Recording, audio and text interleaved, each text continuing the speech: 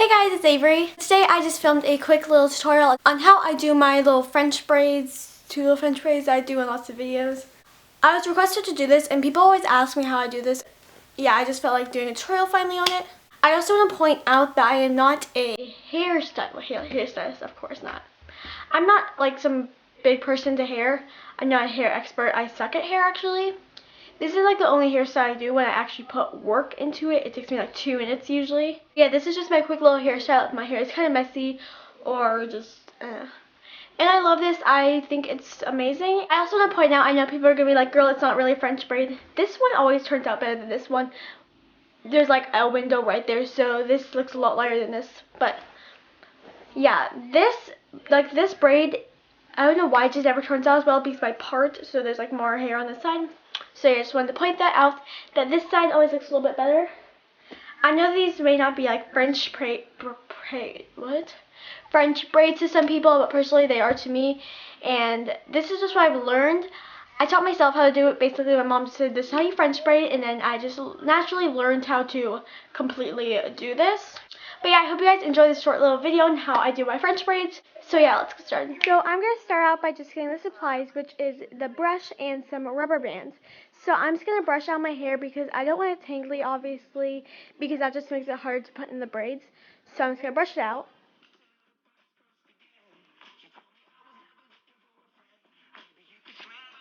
Okay, so for the actual braids, basically you're just going to get like 1.5 inches about of your, like, section of your hair.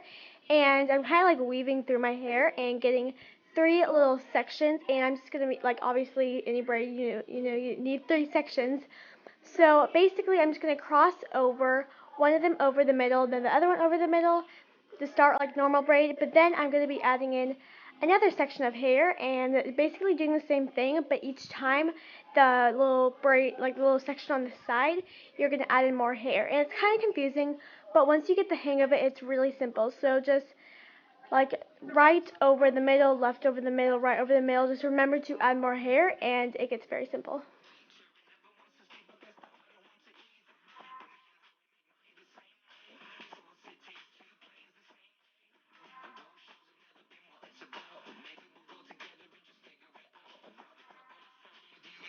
And just keep on going and you'll eventually get the hang of it.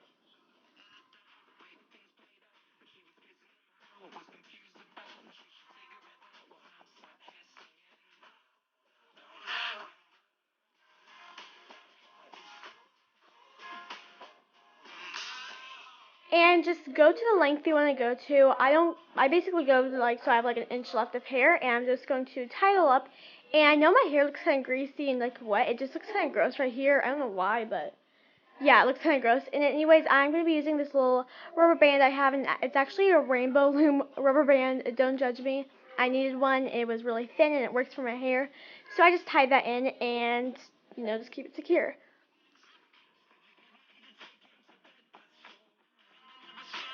So that is the finished look for one of the braids.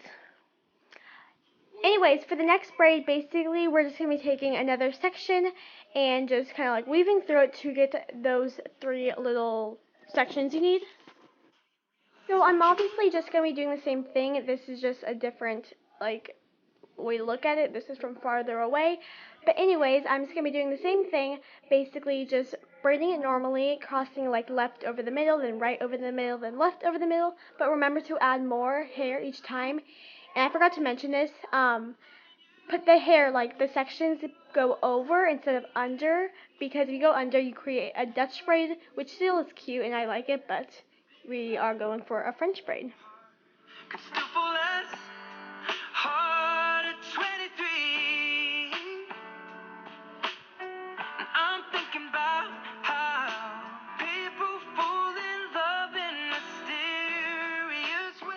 And this is the completed look.